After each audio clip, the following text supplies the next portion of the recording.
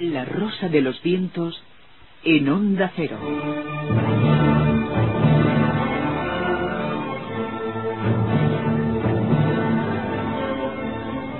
Sobre el piso firme parecía pequeño, débil, frágil, aunque su apariencia era musculosa, su cuello ancho como el de un toro, así le gustaba decir a él.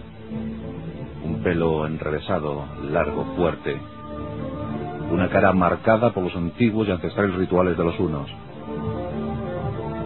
Ojos oblicuos, mirada profunda y penetrante. Y cuando subía el caballo, su figura de Grecia aumentaba.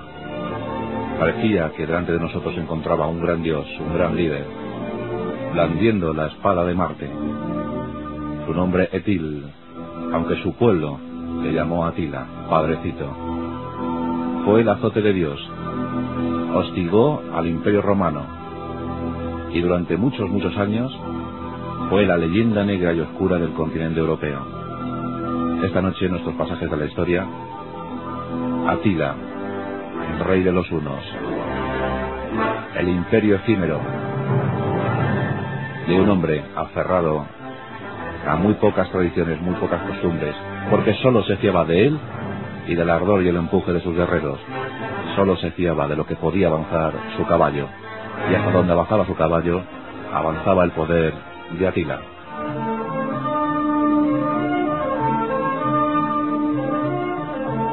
El origen de los hunos es un origen difícil y oscuro. Muchos piensan que fueron escitas. En la región escitia podemos encontrar a los hunos, pero yo creo que lo más seguro es afirmar que esos hunos venían de las estepas de Siberia, venían del Asia Central, de las grandes llanuras del Asia Central. Por tanto, debemos decir que el origen de los hunos era mongol. Los primeros que sintieron las lanzas, las flechas, las ondas de los hunos fueron los chinos, y a tal fin tuvieron que levantar el monumento más maravilloso de la Tierra, la Gran Muralla China, el único que se puede contemplar desde el espacio.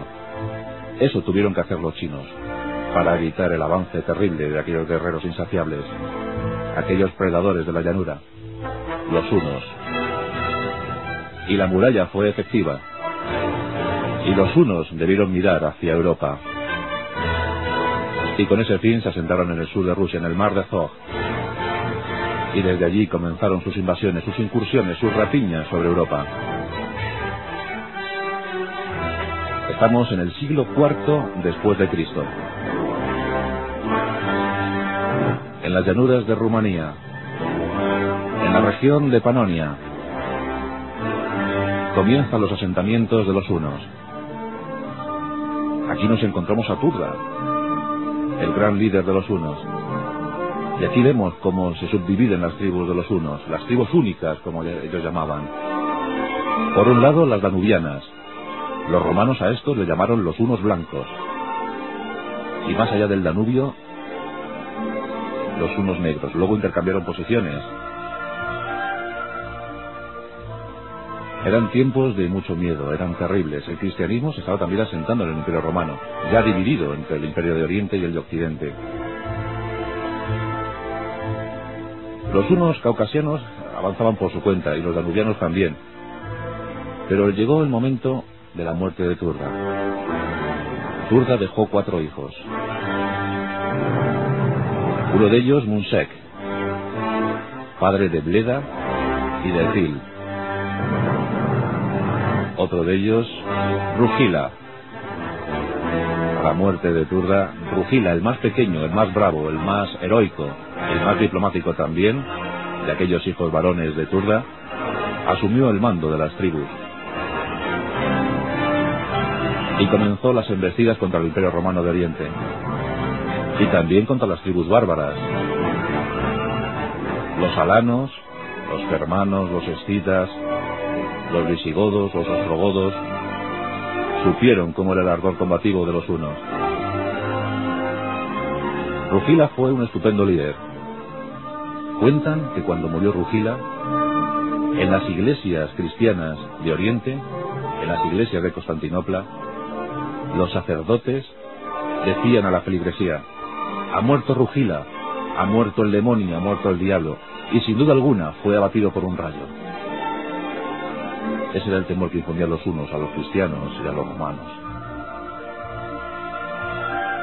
Bleda y Etil en ese momento, crecían felices. Claro, eran inocentes niños que no participaban en ninguna de las incursiones de sus padres, de sus guerreros hunos. Pero Amun-Sek murió, el padre murió. En ese momento Etil tenía tan solo 6 años y Bleda tenía 10. Rugila asume la tutela de los dos niños. Y aunque los dos eran de su predilección, Etil era sin duda alguna el más favorito. Y Rugila empieza a instruir a los niños. Bleda era de naturaleza juerguista, muy aficionado a las fiestas. Era grande, gordo, muy orondo, siempre dispuesto a beber, a emborracharse, siempre dispuesto a la fiesta. Le acompañaba siempre un enano de origen mauritano llamado Cerco, y con él se divertía muchísimo. Etil era más austero, de gesto más sombrío, quizá ya pensando en lo que le esperaba.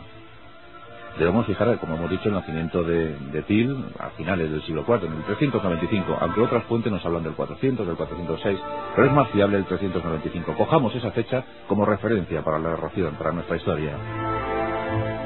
Por lo tanto, Etil queda huérfano en el año 401, con tan solo 6 años. Pero pronto empieza a recibir instrucción. Los romanos crearon muchas leyendas negras en torno a los hunos. Eran el enemigo más temible. Decían de ellos que eran seres semisalvajes, que no conocían el fuego, que solo vivían de la rapiña. Pero no era exactamente así. Los hunos no utilizaban el fuego porque sus avances, sus incursiones, muchas veces ni siquiera se lo permitían. Los hunos eran muy buenos jinetes. Dicen que podían avanzar 100 kilómetros cada día, a lomos de su caballo. Y que por eso incluso comían a caballo, dormían a caballo, pactaban a caballo. Cogían trozos de carne cruda, los envolvían en tela y los situaban bajo la montura.